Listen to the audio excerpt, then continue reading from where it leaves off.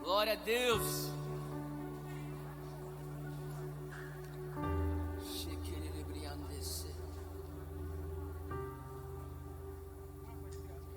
Abra aí comigo em Colossenses 2.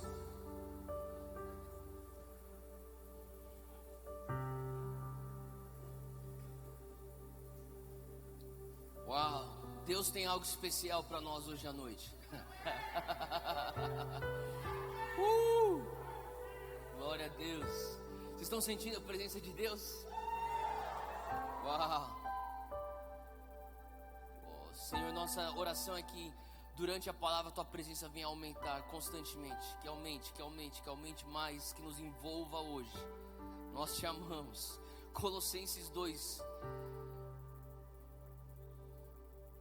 versículo 6 diz assim: como pois, isso aqui é Paulo falando para a igreja dos Colossenses. Ele fala assim, ó: como pois recebestes o Senhor Jesus Cristo. Calma aí, quantos de vocês já receberam o Senhor Jesus Cristo? Glória a Deus. Ele fala assim: como pois recebeste o Senhor Jesus Cristo, assim também andai nele. Fala comigo, receber.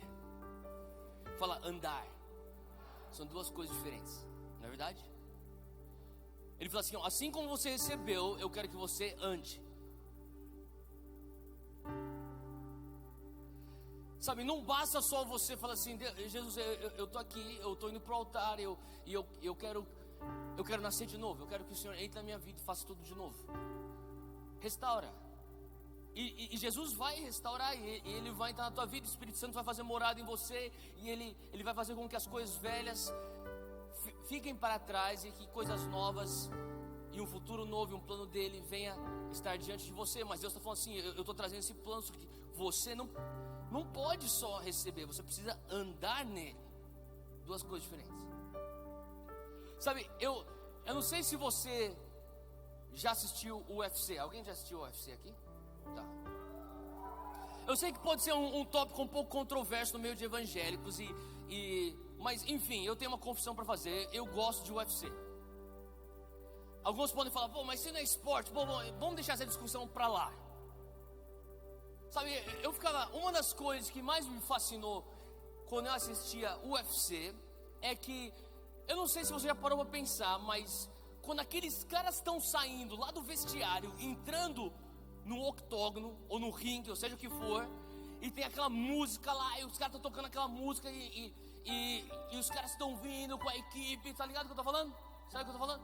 Os caras estão tipo, sangue nos olhos, chegando no octógono. Eu fico pensando, cara, você tem que ser muito macho para entrar naquela jaula, velho. Não é verdade? Já parou para pensar nisso? Você tem que ser muito macho para você poder entrar naquela jaula, e depois os caras ficam lá naquela jaula, tipo que nem um touro, pronto para atacar, e fica batendo na jaula e pronto. Eu fico pensando, cara, você tem que ser muito macho para você entrar lá.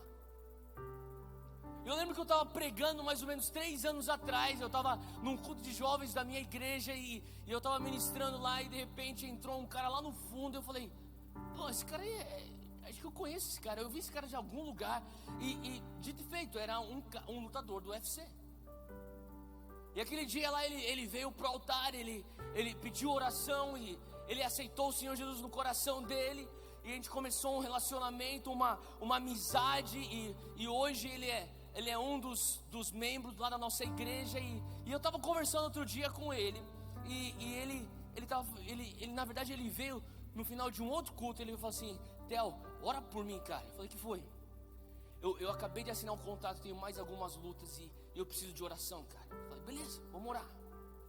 E no meio de tudo isso, eu fiz um convite meio que nada esperto, inteligente. Eu falei: cara, se eu precisar um dia de um parceiro de treino, cara, tô aqui, velho. Eu treino com você. Ele: sério? E ele naquela coisa de querer passar tempo com o pastor e tal, ele falou assim: pô, vamos treinar junto então. E de repente eu percebi que eu tinha feito. A minha esposa falou: você é burro. Você tem noção do que você está pedindo? Você vai treinar com um cara. Você tem noção que você acabou de entrar, no que você acabou de se meter? Bom, enfim, eu fui treinar com ele. E eu falei assim: ó, mas é o seguinte, eu não quero fazer treino de contato, você sabe? Eu falei assim: não, então vou fazer o seguinte, vamos fazer só o treino físico. E ele falou assim: cara, eu sempre treino para estar inteiro por 10 rounds. Eu falei: o quê? Ele falou assim: 10 rounds. Ele falou assim: a maioria das lutas que eu já lutei são lutas de 3 rounds. Se um dia eu tiver uma oportunidade para ir pro título, eu tenho que lutar por 5 rounds. Mas eu entro nas minhas lutas pronto para lutar 10 rounds. E eu lembro que eu passei um treino treinando com ele, e eu vou falar para você, cara, eu quase morri. Mas no final de tudo eu comecei a pensar. Ele falava para mim assim: Theo, você pensa que entrar na jaula, para entrar na jaula você tem que ser macho? Deixa eu falar uma coisa para você: você tem que ser macho para você durar 10 rounds. E na hora veio para mim essa passagem: assim como você recebeu Jesus, também andai nele. Deixa eu falar uma coisa para você: tem muita gente recebendo Jesus. Tem muita gente pensando: cara, é algo significante se um dia eu entrar no octógono do UFC. Deixa eu falar, muito mais significante você durar 3 rounds ou 5 rounds. Ele está falando: ei, igreja de Colossenses, vocês receberam Jesus, mas isso não é suficiente. Você precisa andar nele. Bom, eu nunca lutei no UFC. O máximo que eu fiz foi bater num boneco de borracha que tem lá na academia. Sabe o que eu estou falando? Aqueles bonecos de borracha? Mas eu lembro que, sabe, eu cresci jogando futebol e toda pré-temporada a gente tinha que correr que nem uns cavalos. A gente corria. E eu sempre brincava, eu falava assim pro treinador, eu era aquele cara que sempre estava reclamando no treino físico: ô professor, pô, mas a gente está treinando para uma maratona ou para jogar bola? E eu sempre era aquele cara reclamando do treino físico. Eu lembro que numa época eu comecei a, sabe, a minha esposa, ela é super atlética. Ela ama qualquer coisa, ela ama malhar, ela ama fazer esporte, ela ama ir para academia. E daí a família toda dela é assim. As férias deles, eles sempre pegam lugares, e o meu sogro sempre fica falando para mim e para os meus outros cunhados: ei, quem quer correr comigo aí? Quem quer ir para academia? Duvido que vocês levantam mais peso que eu. E eu sempre tenho que ir lá e falar assim: cara, eu tenho que fazer alguma coisa, porque o cara está afetando a minha hombridade. Sabe o que eu estou falando? E meu sogro é aquele cara assim, ele é super disciplinado. Ele acorda todo dia às 6 horas da manhã, 6h30 tá na academia, até às 7h30, 8 horas já está pronto para ir para o trabalho. Entrou 8h30 no escritório. Ele é aquele cara que faz isso religiosamente. Então chega nas férias, ele pensa que vai esculachar a molecada e fala assim: e aí vocês 3 aí que estão no sofá aí, ele tem 3 filhas, e todas as casadas. A gente vai para passar férias juntos. Ele fala assim: quem vai correr comigo? Eu duvido que vocês correm mais do que eu duvido que vocês puxam ferro mais do que eu. Então tem que ir lá fazer alguma coisa. Então eu já sei, chega perto de férias, umas 4, 5 semanas antes eu vou para academia. Me preparo para não passar vergonha. E daí eu lembro que era uma época que a gente ia passar férias em algum lugar, e eu falei: vou correr um pouquinho para não passar vergonha com ele. Eu estava correndo um pouquinho, e era época de férias, final de ano. A gente passou as férias, a gente voltou para São Paulo, onde a gente mora. E daí eu estava lá em casa, e era final de ano, dia 31 de dezembro, último dia do ano. O que eu estou te contando aconteceu há 2 anos atrás, dia 31 de dezembro de 2013. E eu acordei, eu estava com um amigo nosso, que ele estava visitando lá de Belo Horizonte. Ele estava hospedado lá em casa, ele estava passando as férias lá em casa. E estava eu e o Júnior, eu acordei, nós 3 acordamos. E eu fui lá para a cozinha, ele já estava acordado. E eu estava lá com o meu pote de cereal, comendo, tomando meu café da manhã.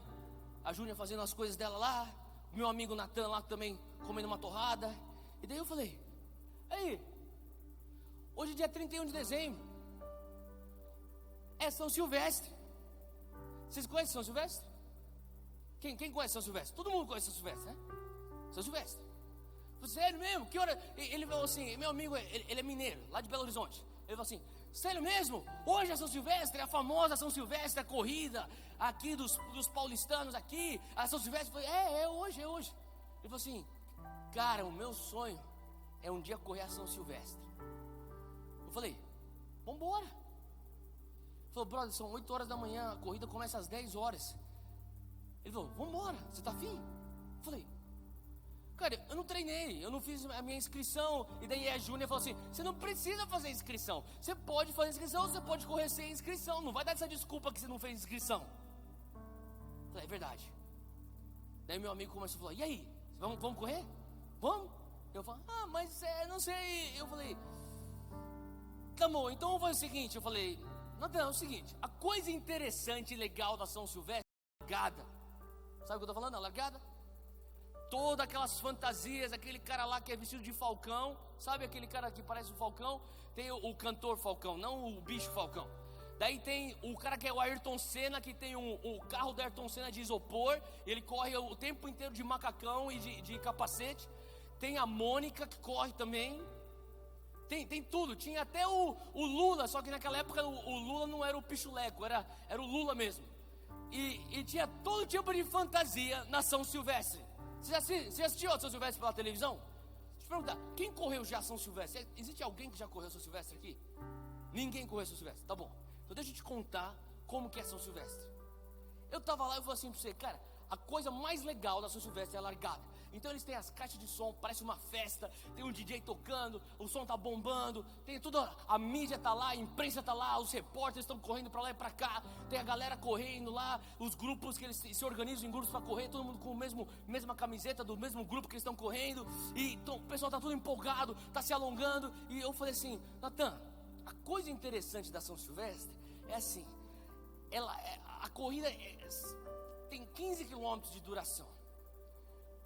A parte legal são só os primeiros 2 quilômetros, porque é largada e todo mundo faz lá barulho e tudo mais, e você vê todas as fantasias, e você vê todo mundo fazendo festa, e depois do primeiro quilômetro você começa a ver que o pessoal começa a distanciar, e daí quem está correndo mesmo, está treinado, vai mais para frente, daí o povo que não está treinado fica para trás, o pessoal da fantasia, e daí no segundo, daí o negócio começa de verdade. Então não é legal a gente correr toda a São Silvestre, é legal a gente ver lá, assistir a largada. Ele falou assim, cara, eu quero ir, eu quero ver, cara. Falei, tá bom então. Ele falou assim, nem se for só pra largar, eu quero ter essa experiência nas minhas férias em São Paulo. Falei, então beleza, então entra no carro. Falei, vamos lá, põe um short, põe um tênis. Eu fui pro meu quarto, peguei um short, peguei um tênis. Falei, cara, o que eu tô fazendo? Peguei umas barrinhas de cereal, peguei um Gatorade. Falei, vambora, vai. Entrei no meu carro e dirigi até a Avenida Paulista. Nessa aí também, daí a Júnior falou assim, eu vou junto. Ela acabou indo junto comigo, vamos nós três. E daí a gente foi pra lá, a gente ficou lá. Eu falei assim, o seguinte, o carro tá parado aqui nesse estacionamento, perto da Avenida Paulista. Eu falei assim, vamos fazer o seguinte, a gente vai largar. Ninguém aqui tá treinado pra correr esse negócio. São 15 quilômetros. E os últimos 3 quilômetros são os piores, porque é aquela subida da Avenida Brigadeiro Luiz Antônio. Você sabe essa avenida? Essa avenida são 3 quilômetros de subida na Brigadeiro Luiz Antônio. Eu falei assim, cara, a gente não está treinado para fazer isso. Não vão começar a dar uma de besta aqui, se machucar. Vamos fazer o seguinte, vamos correr só a largada. A gente faz a festa, faz aquele negócio, tira o teu selfie, posta no Instagram, tira onda. E depois a gente sai, ou a gente volta andando, ou a gente chama um táxi. E daí a gente volta pro carro e volta para casa. Tudo bem? Beleza, tá bom. Daí a Júnior falou assim, ó, o seguinte, eu vou correr aqui, vocês meninos correm lá, a gente vai ter outro ritmo. Qualquer coisa, eu tô de celular, a gente vai se falando, tá bom, então beleza. Daí ela saiu, ficou lá no canto lá, e eu fiquei com meu amigo Natan. Beleza, Natan, vambora? Saímos correndo. Daí começou a fazer a festa, todo mundo, a gente ficava olhando aquelas fantasias. Olha aquele cara lá, e a gente ria. Olha aquela cara lá, e ria. E daí a gente ficava fazendo piada e ria. Foi 1 quilômetro, ainda tinha fantasia nova pra ver, ainda tinha zoeira, ainda tinha nego berrando, ainda tinha nego pulando, dando pirueta. Tava engraçado, tava legal. 2 quilômetros, agora o negócio tá começando a ficar mais sério. Daí nego só vê só o corredor de verdade. Daí eu falei, Natan, que foi? Curtiu? Pô, muito legal, cara. E aí? Já deu, né? 2 quilômetros. Pô, legal, cara. Você quer parar agora? Falei, eu tô bem, mas se você quiser parar, não era o que a gente tinha combinado? Ele falou assim, bom, se você quiser continuar, a gente pode continuar. Falei, tá bom. Mais 1 quilômetro. Tá bom, mais 1 quilômetro. E eu corri mais 1 quilômetro pensando, cara, para não falar, para não ser o cara que fala, já deu. Sabe o que eu tô falando? Aquele cara que, você já fez isso com alguém? Você já treinou com alguém? Você não quer ser a pessoa que fala que, desisto, para. Sabe o que eu tô falando? Então eu falei assim, eu não vou ser esse cara. Continuei correndo. Aí deu 3 quilômetros, eu falei, e aí, Natan? Deu 3 quilômetros. Eu falei assim, cara, eu tô bem, você tá bem? Eu falei, eu tô bem. Lógico que eu tô bem. Ele falou assim, então, vamos para 5 quilômetros, só pra gente poder falar que a gente correu 5 quilômetros. Pra mim, eu vou voltar lá pra minha terrinha lá em Minas. Eu vou poder falar, gente, corri 5 quilômetros da São Silvestre. Falei, então vamos, 5 quilômetros. Corremos, 3, 4, 5. Aí, Natan, 5 quilômetros já, aquela marca lá, 5 quilômetros, e aí? Falei assim, cara, eu não sei, eu tô bem, cara. Ele falou, eu tô bem. Eu falei, eu também tô bem. Eu falei, parece que eu posso correr pra sempre. Ele falou, vamos pra 7 quilômetros? Eu falei, vamos embora. Continuei, 6 quilômetros, 7 quilômetros. Natan, ele falou, ô Theo, quantos quilômetros que são a corrida toda? Eu falei, 15. 15? Eu falei, Ele falou, se a gente correr 500 metros, a gente pode falar que a gente correu metade da São Silvestre. Eu falei, tá bom, vamos mais 500 metros. Chegamos 7.500 metros. Eu falei, e aí, você tá bem? Ele falou, tô bem, cara. Eu falei, e aí, você quer fazer o quê? Vamos continuar um pouquinho mais? Eu falei, vamos. 8 quilômetros, 9 quilômetros, 10 quilômetros. E aí, Natan? Tô bem, e você? Tô bem. Ele falou assim, Theo, a gente já correu 10 quilômetros, 2/3. Será que você consegue ir mais 5? Eu falei, será que você consegue ir mais 5? Ele falou, eu acho que sim, e você? Eu tô bem. Eu falei, eu tô bem também. E corri mais 1 quilômetro, 11 quilômetros. Daí eu já tô pensando, mais 1 quilômetro e eu vou ter que enfrentar a terrorista da Avenida Brigadeiro Luiz Antônio. Cara, você tem que entender uma coisa, eu tenho um primo meu. Se você sabe como que é a cidade de São Paulo, você vai entender um pouquinho. A gente morava tudo na zona sul de São Paulo. E ele estudava lá no Mackenzie, que era Higienópolis, que é quase o centro de São Paulo. O meu primo, ele pegava uma mochila para fazer faculdade. Ele saía correndo, eram mais ou menos 12 quilômetros ele corria para ir para a escola, enxugava o suor, entrava na sala de aula, fazia a faculdade, fazia as aulas, saía, pegava a mochila e voltava correndo. Esse era o meu primo, eu cresci com esse meu primo. E o meu primo falava para mim, cara, não tem nada pior do que você subir a Avenida Brigadeiro Luiz Antônio no final da São Silvestre. Falei, sério, você, cara, dá cãibra pra tudo quanto é canto. Você tá com cãibra aqui, você tá com cãibra aqui, você tá com cãibra aqui, você tem com cãibra debaixo do pé, você tem até cãibra até na unha, você tem cãibra em tudo quanto é canto, cara. Falei, sério, você, é a pior coisa que existe, cara. Eu comecei a lembrar daquilo que o meu primo ficava falando pra mim, Brigadeiro Luiz Antônio. Eu falei, meu Deus, 1 quilômetro. E quando eu tava quase chegando na Brigadeiro Luiz Antônio, eu comecei a falar, Natan, você tá ligado que agora os últimos 3 quilômetros são os piores? Ele falou assim, eu ouvi falar. Eu falei assim, e aí, você quer parar? Eu falei assim, cara, se tiver que parar, vamos tentar alguma coisa. Se a gente não conseguir, a gente cai lá no meio da avenida, a gente para e pega um táxi e volta. Eu falei, beleza, cara. E ele começou a correr. Faltava poucos metros para entrar na Brigadeiro Luiz Antônio, quando eu vi um grupo de mais ou menos 6 ou 7 idosos. Eles deviam ter uns 75 anos de idade. E os caras estavam lá, tudo enrugadinho, tudo branquinho, tudo suado e correndo. Até agora eu não entendo. Por que os idosos que correm, eles correm com shorts tão curtinhos assim? Sabe o que eu tô falando? É tipo, brother, você não tá nos anos 80 mais, coisa mais feia. Enfim, eu não preciso ver tudo isso aí que você tá mostrando. Mas, enfim, eles estavam correndo e eu pensei, cara, se essa véia arada consegue subir esse negócio, que vergonha se não subir. E daí eu comecei a falar assim, cara, eu vou no ritmo. Eles pareciam que eu nem corria, eles ficavam assim, ó. Mas eles estavam lá. E eu falei, cara, eu vou colar nesses caras aí, eu vou junto. Eu falei, Natan, ó, aquele ritmo lá dos velhos, vamos junto com eles. Vamos até o final com eles, a gente vai com eles. Daí eu colei perto deles e eu comecei. Ele ficava, tinha um senhorzinho, ele devia ter uns 75 anos, ele devia estar umas 4, 5 metros na frente de mim. E ele estava lá. E eu peguei e fiquei no ritmo dele. Falei assim, são 3 quilômetros disso, eu vou achar o meu ritmo e eu vou embora. Eu fiquei. De repente, aquele cara, senhor, começou a berrar. Ele começou a falar assim, ah!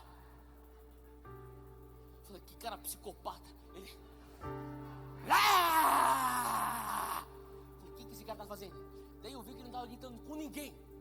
E daí ele fazia assim, ó. Ele olhava pro asfalto e falava assim, cadê você, brigadeiro Luiz Antônio? Cadê você? Eu falava, que cara maluco. E ele ficava continuando correndo. De repente ele falava assim, ah! Cadê você, brigadeiro? Daí eu falei, cara, é a maneira dele superar o momento mais difícil da corrida. Ele é o grito de guerra dele. E daí eu falei, Natan, vamos fazer isso. Ah! Cadê você, brigadeiro Luiz Antônio? E eu saí correndo por 3 quilômetros berrando, ah! Cadê você? E daí a gente foi rindo e berrando com a brigadeiro Luiz Antônio. Fizemos uma direita na Avenida Paulista, corremos mais 500 metros e terminamos a corrida. Obrigado. Deixa eu te falar uma coisa. Começar é fácil.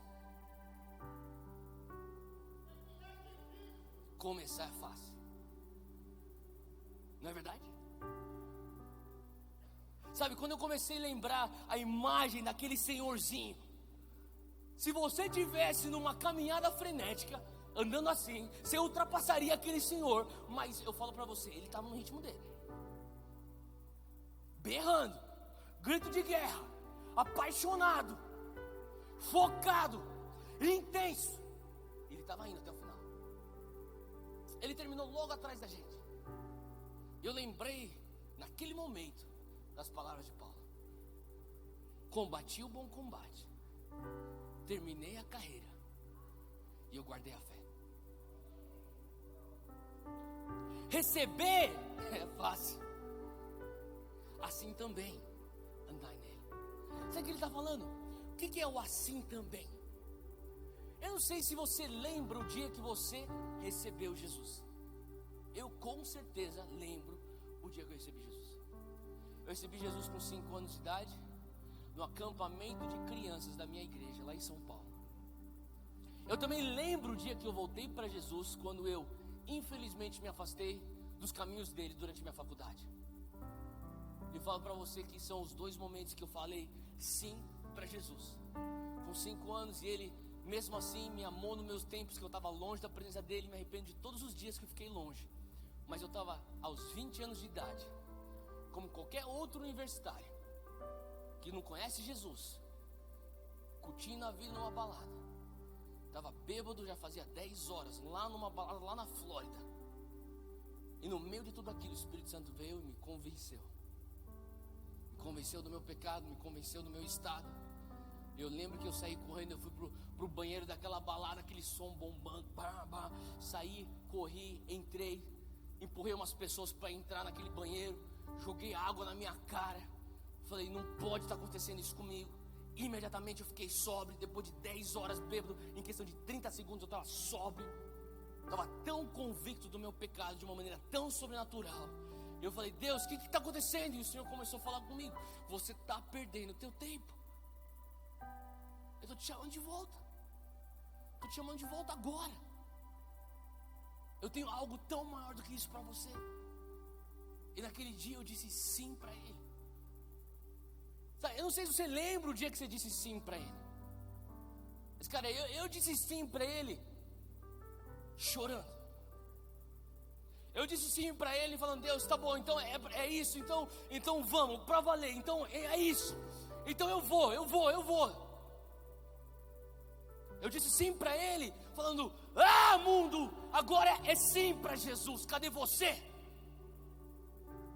Eu lembro que eu disse sim pra ele, eu saí correndo, eu encontrei meus amigos numa pista de dança, os caras tudo louco com a mulherada, com todos os meus amigos. Eu falei, me dá a chave do apartamento. Peguei a chave do apartamento de um amigo meu que estava na casa dele, saí de lá, pisei pra fora da boate. A única coisa que eu escutei era o Espírito Santo falando pra mim, Jocum. Eu não tinha a mínima noção do que era Jocum. Eu saí de correndo, fui pra república dele, entrei no computador, perguntei pro Google o que era Jocum, descobri, fiz minha inscrição para uma ETED naquele momento. Semana seguinte, terminei com a menina com quem eu estava. Semana seguinte, falei com o meu professor, eu vou trancar a faculdade, eu preciso de um tempo para eu descobrir o que está acontecendo na minha vida. Liguei lá para casa no Brasil, ninguém entendeu o que eu estava fazendo, mas eu estava falando assim, é para valer agora é para valer.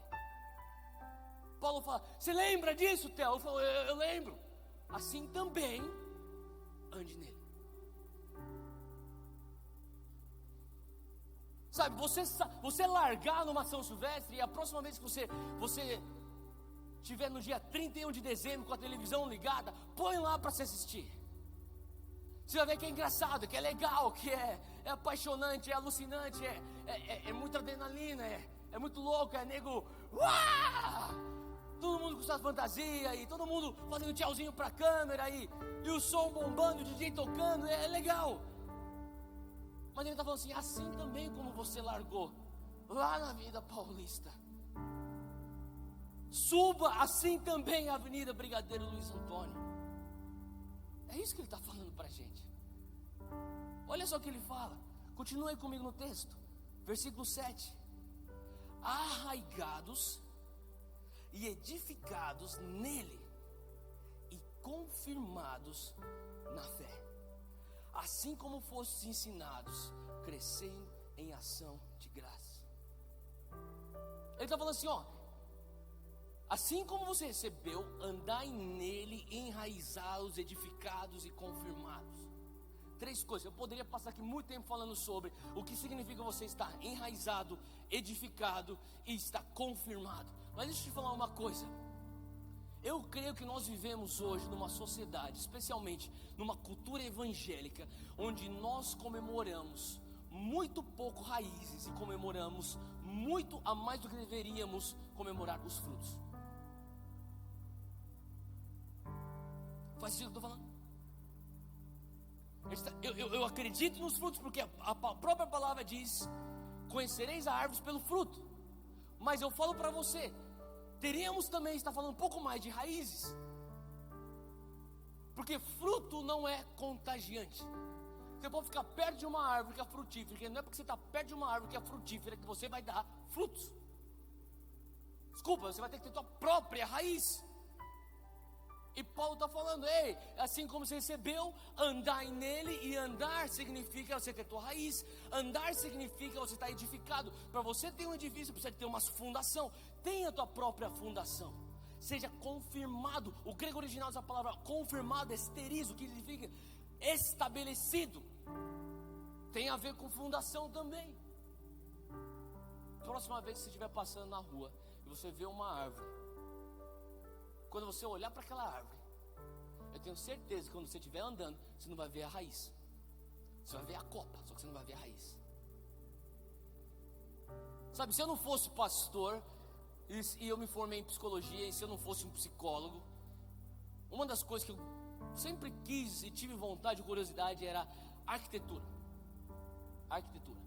E eu sou fascinado por alguns prédios. Então, em diversas cidades que eu já viajei, eu vou para alguns prédios que são como cartões postais daquela cidade. E eu fico olhando aqueles prédios. E sabe, um dos prédios que me chama muita atenção é um prédio lá em Chicago chamado Sears Tower. É a Torre Sears. E antigamente, antes deles construírem uma torre maior do que ela lá em Dubai, essa era a torre mais alta do mundo.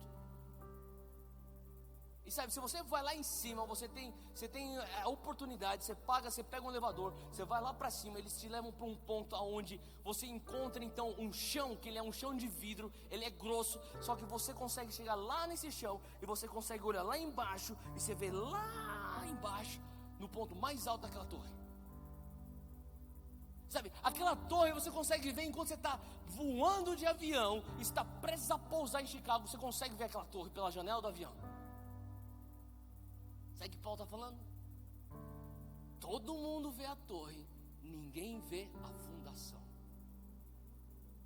Tá todo mundo vendo a torre, mas Paulo está falando assim: assim também andai nele. Fala comigo, raiz. Fala, fundação. Fala assim, estabelecido. Sabe o que quer dizer para mim raiz e fundação? Quer dizer aquilo que você faz quando ninguém está te vendo. Faz sentido? Fruto todo mundo vai ver. A torre, aquele cartão postal da tal cidade, todo mundo vai ver.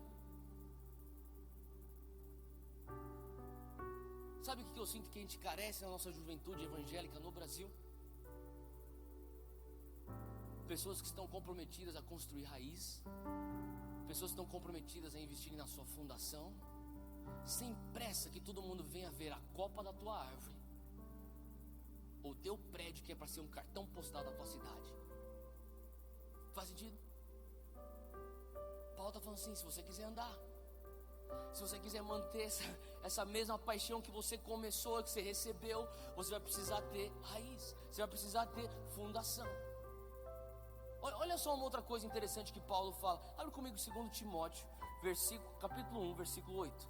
2 Timóteo 1, 8, diz assim: portanto, não te envergonhes do testemunho do nosso Senhor, nem de mim que sou prisioneiro seu. Antes participa das aflições do Evangelho, segundo o poder de Deus. Para aí. Eu quero que você entenda o que Paulo está falando. Ele está falando, participe das aflições do Evangelho, segundo o quê? O que está escrito no teu texto? Segundo o quê? O poder de Deus. E agora ele vai falar o que o poder de Deus fez. Versículo 9. O poder de Deus, que o quê? Que nos salvou e o quê? Nos chamou com uma santa vocação. Deixa eu falar uma coisa para você. Você já parou para pensar que você pode ser salvo e não ser chamado? Já parou para pensar que não que você não tenha um chamado, que você pode estar vivendo a tua salvação, mas não está vivendo o teu chamado? Para pensar nisso. Você pode ser salvo. Como que você é salvo? Você recebe. Eu quero ser salvo. A palavra de Deus fala: você é salvo pela graça, mediante o quê? Fala, mediante o quê? A fé. A única coisa que você precisa fazer é acreditar, é crer. Eu confesso com a minha boca que eu creio, estou salvo. O poder de Deus, ele te salva e ele faz uma outra coisa. Fala comigo, salvação. Fala, chamado. Duas coisas diferentes. Você pode ser salvo, mas não é porque você é salvo que você está vivendo o teu chamado. Não é porque você recebeu que você vai andar. O que Paulo está falando assim? Vocês precisam entender o negócio. Nós aqui, ele está falando conosco. A Bíblia fala para nós: eu não quero só que você comece, eu quero que você ande nisso que eu já tracei para você. Faz sentido o que eu estou falando? Paulo está falando assim: não viva só a tua salvação, viva o teu chamado. Não segundo o chamado que ele vem com uma santa vocação, não segundo as nossas obras, mas segundo o seu propósito e graça que nos foi dada em Cristo Jesus, antes dos tempos dos séculos. Em outras palavras, existe um chamado, uma santa vocação que te espera antes de você existir. Ele olhava para um chamado, ele falava assim: eu preciso construir alguém para cumprir esse chamado. Olha o que ele está falando assim, nos chamou com uma santa vocação, não segundo as nossas obras, mas segundo o quê? Fala comigo, o seu propósito e a sua graça. Agora isso aqui está falando sobre uma graça comum, mas eu também creio que Deus está falando aqui sobre uma graça específica. E deixa eu te falar uma coisa, talvez você questiona a si mesmo e pergunta: por que eu tenho esse dom? Por que eu tenho essa facilidade? Por que eu tenho essa habilidade que vem tão natural para mim? Você já se questionou, por que eu sou tão bonito que nem eu falei? Sim ou não? Olha para a pessoa do teu lado, olha para a pessoa do teu lado. Você não dá graças a Deus que você não é que nem essa pessoa? que você é você? Sim ou não? Fala para a pessoa que está ao teu lado, você tem uma graça especial, não fica triste. Vou falar, olha só, eu não sei se você percebeu, só que eu sou japonês. Sim ou não? Deixa eu falar, quando eu estava no colégio, as pessoas falavam para mim, Theo, você não é japonês. Eu falei, lógico que eu sou japonês. Você não é japonês. Por quê? Porque você é o único japonês que a gente conhece que não é bom de matemática. Você já conheceu algum asiático que não é bom de matemática? Não. Assim, cara, e eu falava assim, Deus, por que eu não sou bom de matemática? Todo mundo que eu conheço que é japonês é bom de matemática, menos eu. E Deus começou falando comigo, você é bom de história. Nenhum japonês é bom de história. O japonês não está nem aí para a história, porque história não vai te fazer entrar na poli. Eles só querem entrar na poli. Então o que eles pensam? É só exatas. Tem uma coisa de Deus que Ele põe para você. Quando você começa a olhar os teus talentos, quando você começa a olhar as tuas habilidades, tem tudo a ver com o teu chamado. Atos, abre comigo lá em Atos 17, 26. Eu tenho pouco tempo, então eu vou falando, você vai acompanhando aí, ou se não vai anotando. De um só, isso aqui é Paulo falando sobre um Deus desconhecido. Ele está num lugar cheio de idólatras, eles estão cheios de imagens e de templos para deuses. E ele acha um templo que era o Deus desconhecido. Ele aproveita o gancho e ele está falando sobre o Deus verdadeiro através esse altar do Deus desconhecido. E ele fala assim, ó, esse Deus desconhecido, versículo 26, de um só fez ele todos os povos, para que povoassem toda a terra, tendo determinado os tempos. Fala comigo, determinados os tempos anteriormente estabelecidos e os lugares exatos. Fala comigo, lugares exatos em que deveriam habitar. Em outras palavras, existem duas coisas importantes nesse texto. Fala comigo, tempo. Fala comigo, lugar. Aqui está a resposta para a tua pergunta. Por que eu nasci no Brasil e moro em Araçatuba em 2016? Porque Ele determinou o teu tempo. Ele determinou o teu lugar. Ele determinou aonde você deveria estar em 2016. Faz sentido o que eu estou falando? Eu queria que você...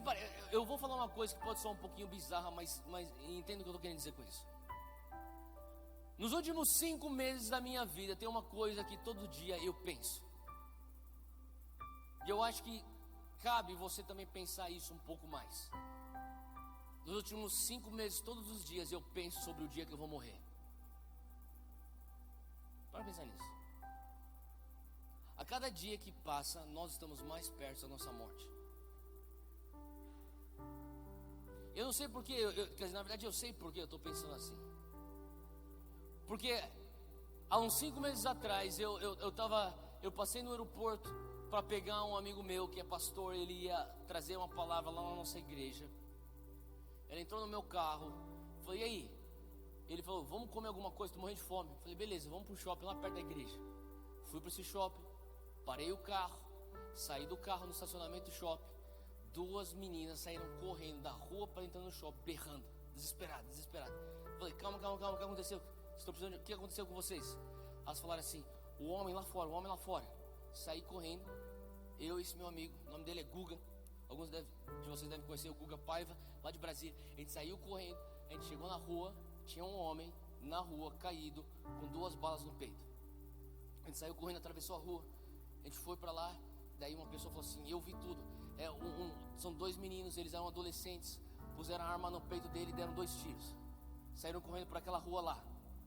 Daí chega naquele momento, eu tô lá com esse cara no chão, e o Gustavo falou, vamos orar, ele vai ressuscitar. E a gente ajoelhou, e a gente pegou ele, e a gente botou a mão para tampar o sangramento. A gente começou a orar. E eu falava pro cara, brother, olha para mim, abre teus olhos, vem, não fecha seus olhos, vem. E eu pensava comigo mesmo, eu não posso perder ele, vem. E daí eu ficava lá com ele, o Gustavo orando, e eu olhando para as pessoas, falando assim, ei, alguém chamou a ambulância? E as pessoas tipo, ninguém fazia nada, todo mundo estava completamente frio com esse cara que estava baleado no chão. E daí eu falei assim, Guga, continua orando por ele, eu vou achar socorro. Daí eu fiquei de pé, eu comecei a berrar, alguém chamou a ambulância? Todo mundo ficou me olhando. Daí uma mulher falou assim, eu liguei aqui, eles estão mandando. Mas completamente fria. Daí eu pensei, cara, esse shopping tem que ter bombeiro, tem que ter segurança, tem que ter alguma coisa. Saí correndo para dentro do shopping. Na porta do shopping tinha um bombeiro. Eu falei, cara, tem um cara que tá baleado lá fora, você tem que ir lá ajudar. Vai lá e ajuda ele tá com as balas, ele tá sangrando, ele vai morrer. Ele falou assim, eu não posso fazer nada. Eu falei, como que você não pode fazer nada? Ele falou assim, eu não sou permitido atender fora dos recintos do shopping. Eu falei, brother, é uma vida, ele vai morrer, cara. Até hoje, quando eu entro naquele shopping, as pessoas falam, ô japonês brabo. Que eu fiz um escândalo lá, cara. Eu saí berrando, eu saí gritando, alguém ajuda, esse cara vai morrer. Ele é um pai de família, ele é um pai de um moleque, ele deve ser o marido de uma mulher. Alguém ajuda. E todo mundo. Só sei que eu saí correndo, depois que eu vi que não ia acontecer nada. Isso tudo aconteceu no espaço de... Tudo que eu te conto aconteceu no espaço de 20 minutos. Saí correndo, saí pra avenida. Olhei, tinha um outro garoto que falou assim, aí, vamos fazer alguma coisa. Aí eu falei, beleza, o que você quer fazer? Ele falou assim, vamos pra avenida, 2 quadras pra cá, uma avenida principal. Vamos ver se a gente consegue achar uma ambulância ou uma polícia ou alguma viatura pra vir aqui. Porque se a gente ficar esperando esse SAMU, esse cara vai morrer. A gente saiu correndo, foi pra avenida principal. Daí de repente esse cara falou assim pra mim, cara, vamos parar o trânsito. Eu falei, beleza.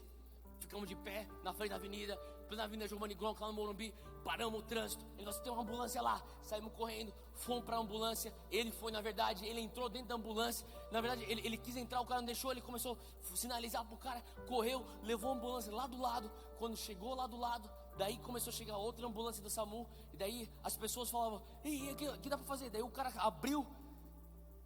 E o cara do SAMU estava tão despreparado que ele falou assim para mim, aí japonês, me ajuda aí. Eu falei, cara, que você quer? Vocês que tem que saber o que tem que fazer. Ele falou assim, pega ele aí. E eu e o Gustavo, a gente literalmente, a gente pôs ele na maca. A gente levantou ele da maca, pusemos ele dentro da ambulância. Quando ele estava quase chegando na ambulância, ou entrando na ambulância, ele quase não tinha nem força. Ele pegou um celular e falou pro Gustavo, liga, e apagou. Eu creio que depois eles me falaram que ele morreu na ambulância. 2 semanas mais tarde eu estou pregando na minha igreja. Eu não contei isso para as pessoas eu passei a falar isso abertamente depois de 5 meses.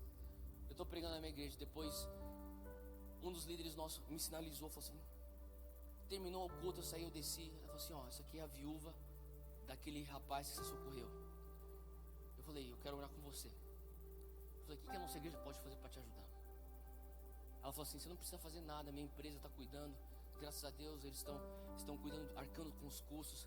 Eu só preciso saber quais foram as últimas palavras do meu marido. Ele falou assim, você sabia que ele era evangélico? Eu não sabia. Eu não sei se ele estava conseguindo falar com você, mas ele era um bom pai.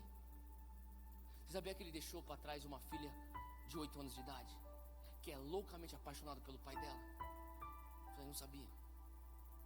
Ela começou a falar assim, aquele dia ele esqueceu a carteira em casa. E a gente pegou as câmeras dos estabelecimentos lá perto. E quando ele é abordado, ele faz isso, ele não consegue achar nada. Ele faz assim para os meninos. Ele fala assim, e ele aponta para o carro. Ele vai procurar na mala dele atrás. Quando ele vai para pegar a coisa na mala, ele volta, os meninos já disparam nele, ele cai no chão. Ela falou assim, eu só quero saber o que ele fez. E eu não estava, porque eu estava correndo atrás da ambulância. O Gustavo falou que ele conseguiu orar com ele. Ele falou assim, eu tenho certeza que aquele homem aceitou Jesus, porque eu falava com ele. Eu falava, se você concorda, pisca comigo. Ele piscava, e ele orou com ele. Eu falei assim, o teu marido foi salvo, o teu marido é salvo.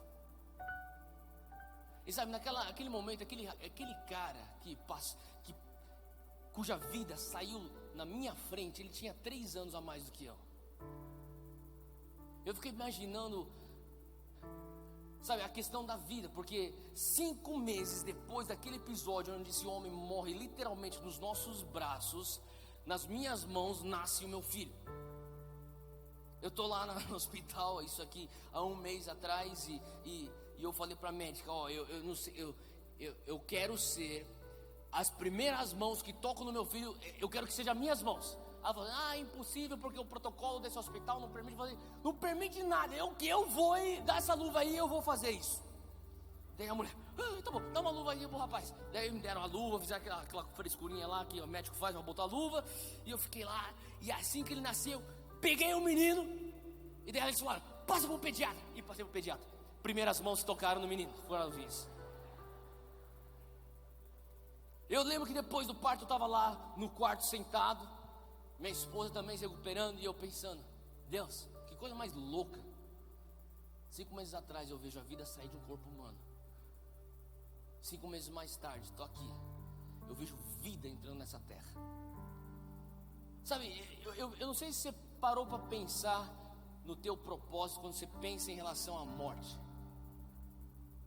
Eu estava conversando com o Helder hoje, enquanto a gente estava indo para o aeroporto para pegar o voo para vir para cá hoje. Eu falei assim, Helder, sabe o que eu creio?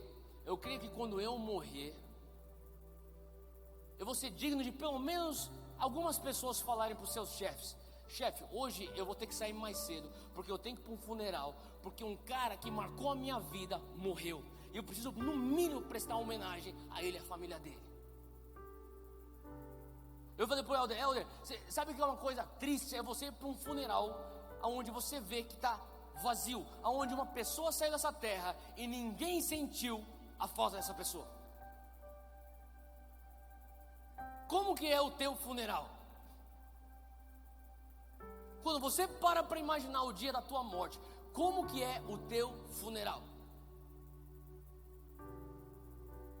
Sabe o que eu estou falando?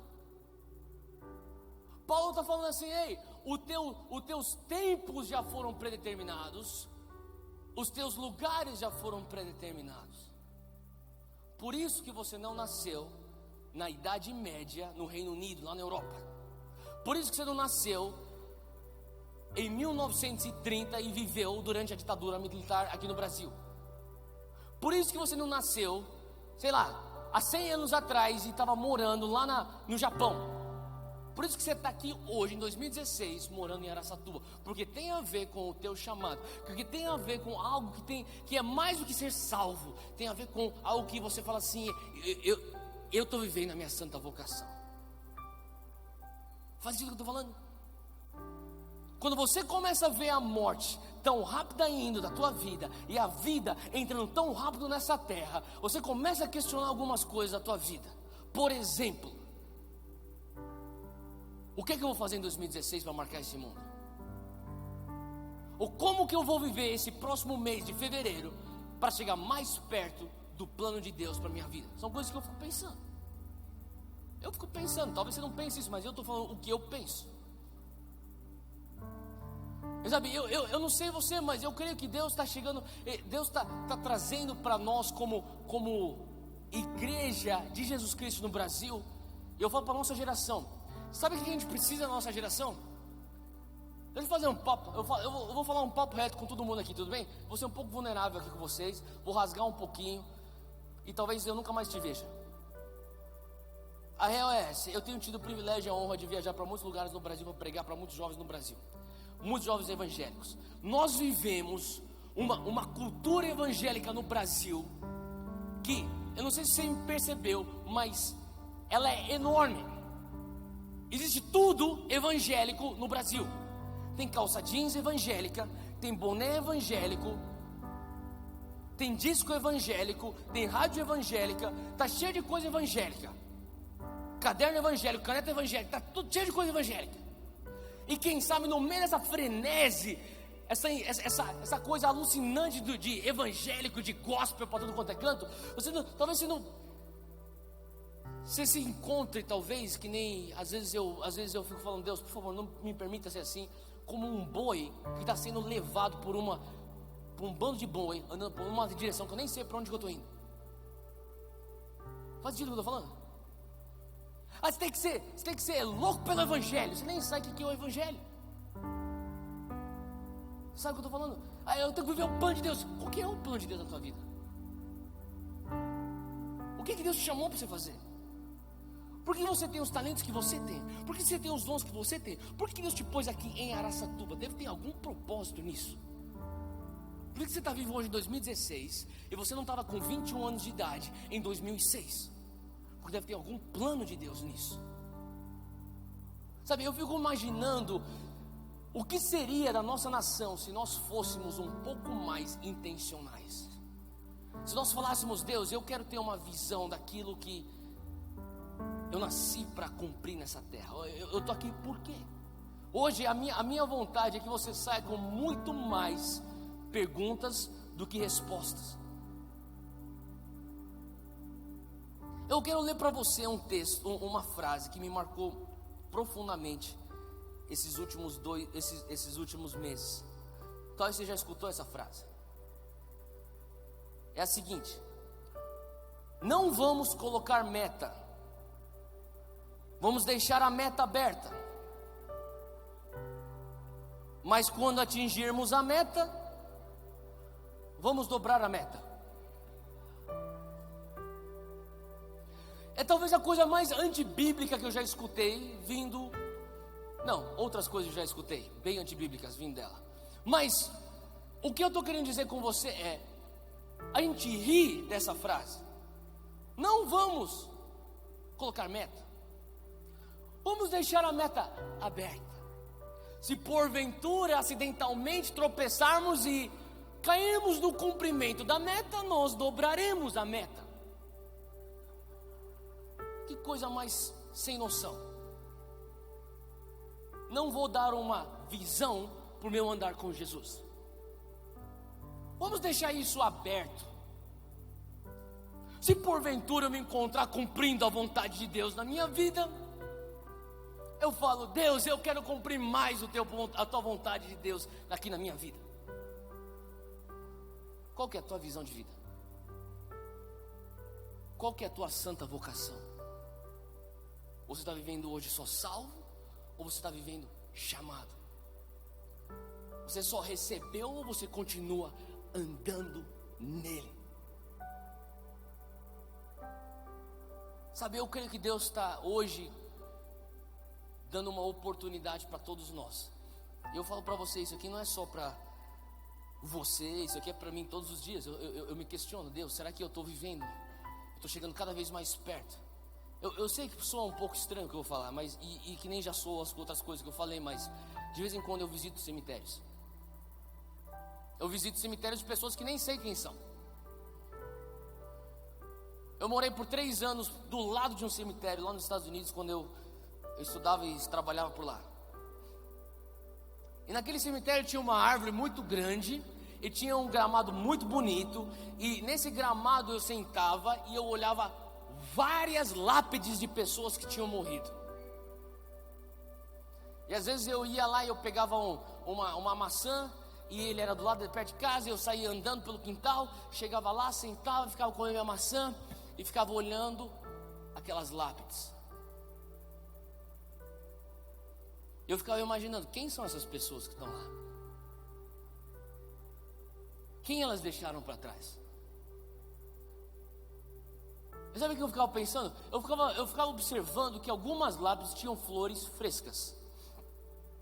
Tinha umas outras lápides que tinham umas flores velhas.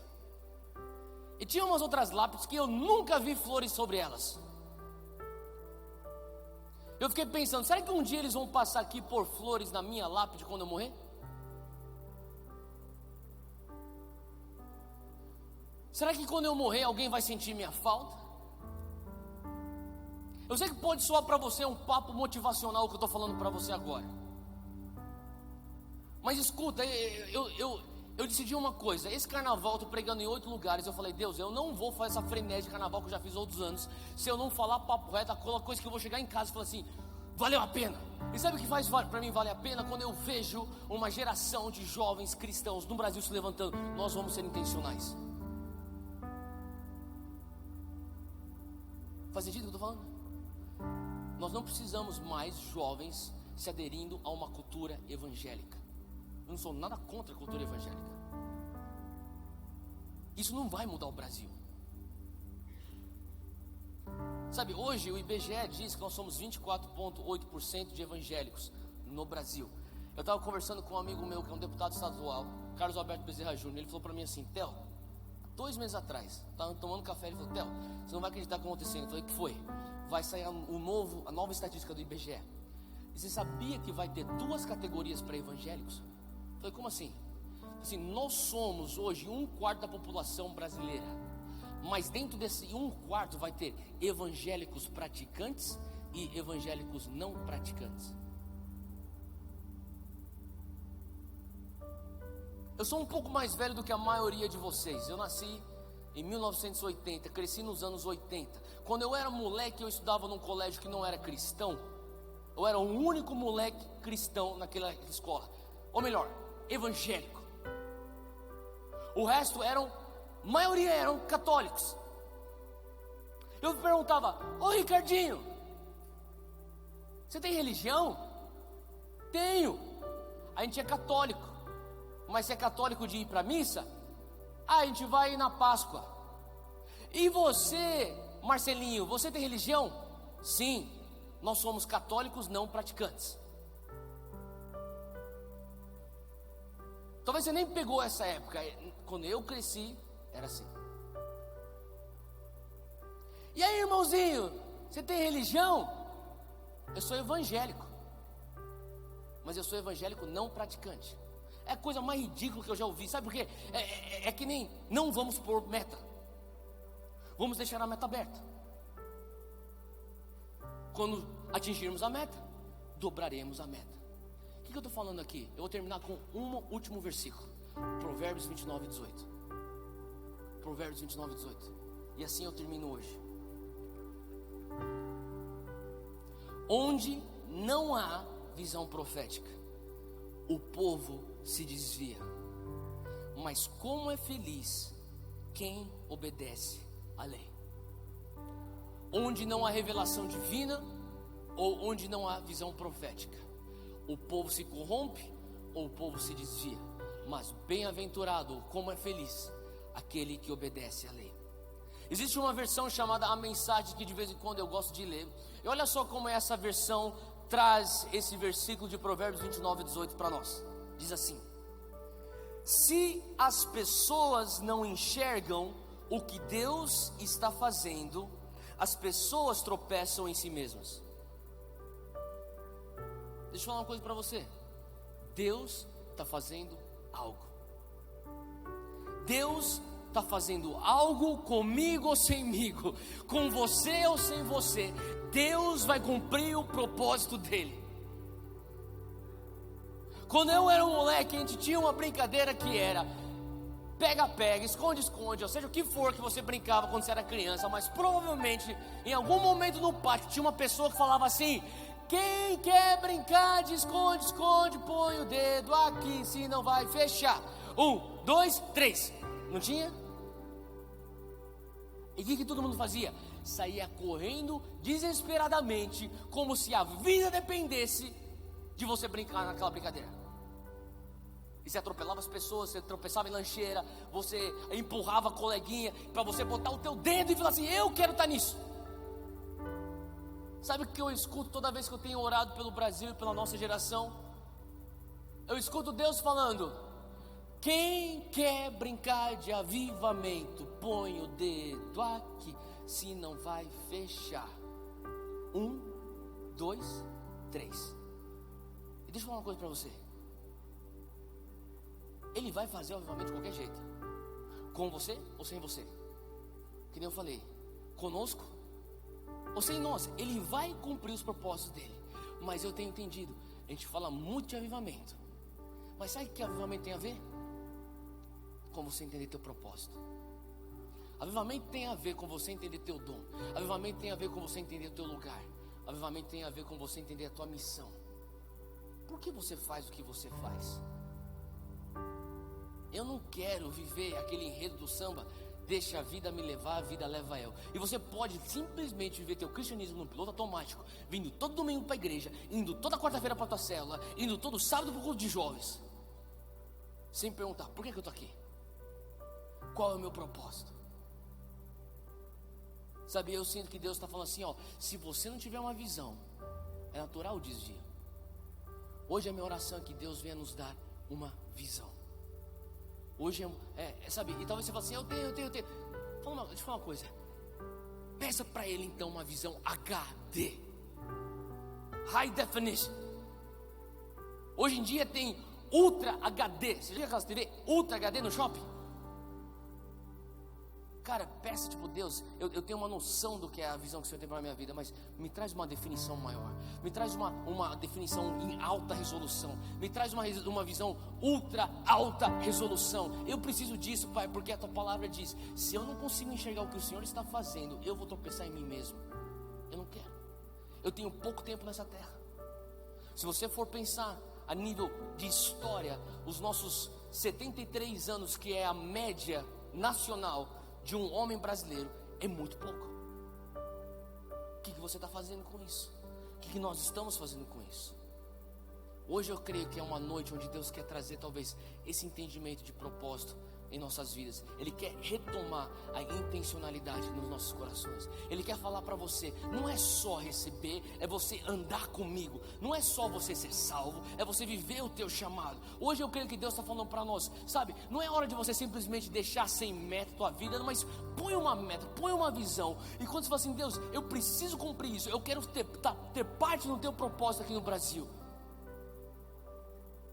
Fica de pé onde você está, eu quero orar com você hoje à noite. Eu sei que o Espírito Santo está aqui. Eu sei que nesse exato momento, talvez você está sendo instigado pelo Espírito Santo. E quem sabe, venha só um pouco estranho, mas quem sabe você tem que estar visitando alguns cemitérios de vez em quando.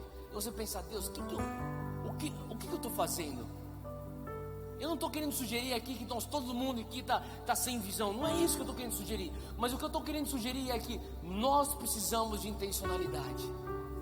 E aquilo que Paulo está falando para Timóteo, um filho na fé, ele fala assim, ei Timóteo, não se esqueça, o poder de Deus te salvou e é o poder de Deus que te chama. Que você entenda que você tem que estar no centro da tua santa vocação. Qual que é a tua santa vocação? É o chamado separado. Santo quer dizer separado. É um chamado separado só para você. Feche teus olhos onde você está.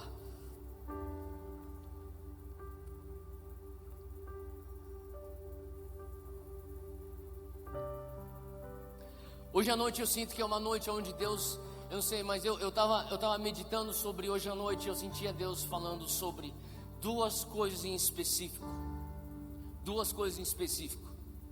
Eu sentia muito forte a questão de artistas, arte e entretenimento. Sabe, ontem mesmo, fica com os teus olhos fechados. Ontem mesmo me ligou um ator, ele é um ator da Globo, e ele se converteu recentemente. Ele se converteu através de um dos nossos vídeos. E ele começou a falar para mim, Theo, eu quero largar tudo e eu quero ser missionário. Eu falei, brother, você já é um missionário. Eu disse, mas como assim? Eu tô aqui tô fazendo novela, cara. Você já é um missionário nessa tua área de atuação. Eu senti muito forte que aquela conversa que eu tive com ele ontem não é à toa. Eu acho que tem a ver com arte. Eu não estou falando simplesmente com atuação ou cinema, mas eu creio que talvez venha a ser isso. Mas eu creio que hoje tem pessoas aqui que estão batalhando até a tua inclinação artística. Enquanto eu estava falando para você, por que você nasceu do jeito que você é, com as habilidades que você tem, com os talentos que você tem? Eu creio que tenha pessoas aqui que você fala assim, eu tenho um dom artístico e eu não sei como que eu vou fazer isso para servir a Deus. Mas eu falo para você, esse é o propósito de Deus na tua vida. E eu quero orar com você hoje à noite. Eu não pedi para você levantar a tua mão ainda. Daqui a pouco eu vou pedir para você levantar a tua mão. Eu vou orar com você, não vou pedir para você vir para frente. Você pode levantar a tua mão onde você está e eu vou orar por você. Mas há um outro tipo de gente, eu senti que são ativistas sociais. E talvez você tenha carregado dentro de você um senso de justiça. E talvez você tenha até se revoltado. E eu conversei com uma menina recentemente, porque ela falava pra mim, ela da minha igreja, falava assim, a igreja não está fazendo isso. Eu falei, cara, calma aí. A igreja está fazendo o que dá para fazer e nós estamos fazendo o nosso melhor. E nós vamos continuar fazendo o nosso melhor, sempre querendo melhorar. Mas talvez o que você está tendo aí dentro de você é uma angústia, porque você é chamado para fazer isso de uma maneira mais intencional. E eu creio que Deus vai começar a liberar você para fazer isso. E por isso você tem que começar a pôr essas ideias em papel. E você começar a buscar investimento para isso, porque Deus te chamou para isso. Você é liberado para cumprir o teu chamado assim. Mas eu senti muito forte de Deus para esses dois tipos de pessoas: ativistas sociais artistas na área de entretenimento, seja cinema, seja televisão, seja arte plástica, seja teatro, seja o que for. Eu senti que hoje Deus está querendo te liberar e trazer uma clareza do teu chamado. Uma clareza do teu chamado. Então, se você é uma dessas duas categorias, antes de orar por todo mundo agora, eu queria que você levantasse tua mão e eu quero orar por você. Você fala assim: eu sou uma dessas categorias, eu quero orar por você. Levanta a mão bem alto se você sente esse chamado de artes ou de ativismo social. Eu creio que Deus tem algo para liberar na tua vida hoje à noite. Levanta a mão bem alto. Se você estiver perto de alguém que está com a mão levantada, só põe tua mão na direção dessa pessoa, ou só encosta no ombro dessa pessoa. E eu queria que a gente levantasse um clamor sobre essas pessoas que estão com as mãos levantadas. Se você sente chamado para artes ou para um ativismo social, justiça social. Amém, amém, amém. Quando eu começar a orar, só concorda comigo, começa você a orar também sobre essas pessoas.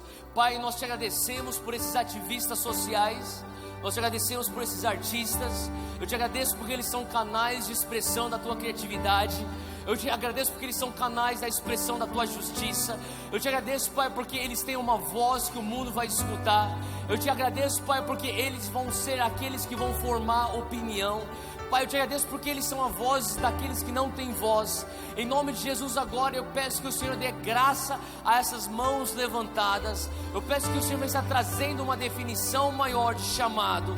Eu peço que haja intencionalidade na vida dessas pessoas.